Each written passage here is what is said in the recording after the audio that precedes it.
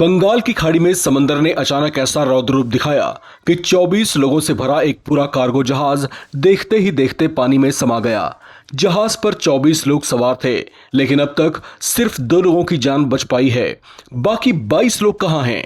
क्या वे समुद्र की सैकड़ों फीट गहराई में फंस गए हैं या फिर किसी लाइफ राफ्ट के सहारे तूफानी समंदर में जिंदगी और मौत से जूझ रहे हैं?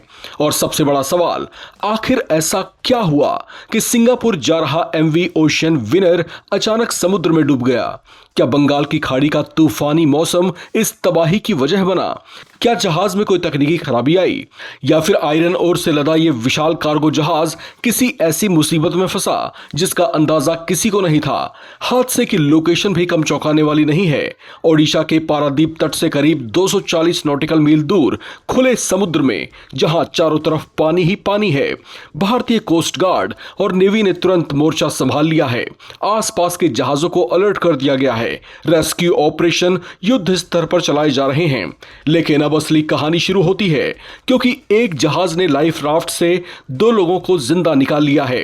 यानी उम्मीद अभी बाकी है, लेकिन बाकी 22 लोग वे किस हालत में हैं, कहां हैं और क्या भारतीय रेस्क्यू टीमें उन्हें वक्त रहते खोज पाएंगी? बंगाल की खाड़ी में अब हर गुजरता मिनट किसी की जिंदगी और मौत के बीच का फैसला तय कर सकता है।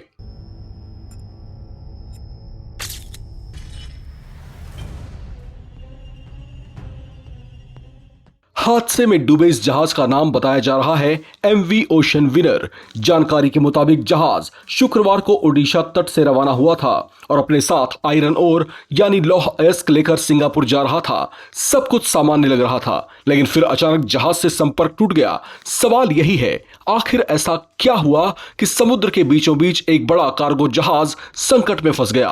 क्या समुद्र का खराब मौसम इसकी वजह बना? क्या जहाज को तकनीकी खराबी का सामना करना पड़ा या फिर इसके पीछे कोई और बड़ी वजह थी? जैसे ही जहाज से संपर्क टूटने की जानकारी सामने आई, भारतीय एजेंसियां एक्टिव हो गईं। इंडियन कोस्ट गार्ड और इंडियन नेवी ने रेस्क्यू ऑपरेशन शुरू किया। मैरीटाइम रेस्क्यू कोऑर्डिनेशन सेंटर यानी एमआरसीसी ने आसपास मौजूद जहाजों को अलर्ट किया और फिर सामने आया इस ऑपरेशन का पहला राहत वाला अपडेट। पास मौजूद कमर्शियल जहाज एमटी एसोपोस को मदद के लिए भेजा गया। रेस्क्यू में इस जहाज से एक लाइफ राफ्ट के जरिए 2 लोगों को सुरक्षित निकाला गया। 2 जिंदगियां बच गईं, लेकिन इसके बाद सबसे बड़ा सवाल और भी गंभीर हो गया, बाकी 22 लोग कहां हैं? क्योंकि जिस वक्त यह हादसा हुआ उस वक्त बंगाल की खाड़ी का समुद्र शांत नहीं था। दक्षिण पश्चिम मानसून के असर से तेज हवाएं चल रही थीं, समुद्र में ऊंची ऊंची लहरें उठ रही थीं और उत्तर बंगाल की खाड़ी में कम दबाव का क्षेत्र बनने की संभावना भी दिखाई दे रही थी। यानी रेस्क्यू टीम के सामने सिर्फ अंधेरा और विशाल समुद्र नहीं, बल्कि खराब मौसम और चुनौतीपूर्ण समुद्री परिस्थितियां भी हैं। ऐसे में हर मिनट बेहद अहम हो जाता है। भारतीय तटरक्षक बल और नौसेना की टीमें लगातार लापता क्रू मेंबर्स की तलाश कर रही हैं। इनमें अधिकतर संख्या चीनी क्रू मेंबर्स की ही है।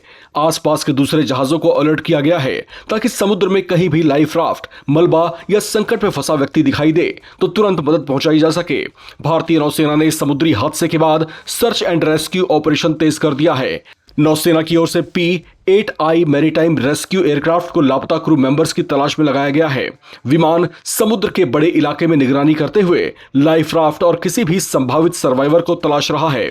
नौसेना, इंडियन कोस्ट गार्ड और एमआरसीसी या फिर मैरीटाइम रेस्क्यू कोऑर्डिनेशन सेंटर के साथ मिलकर ऑपरेशन को कोऑर्डिनेट कर रही है। आसपास मौजूद दूसरे जहाजों को भी अलर्ट किया गया है ताकि समुद्र में कोई सर्वाइवर या लाइफ राफ्ट नजर आने पर तुरंत सहायता की जा सके।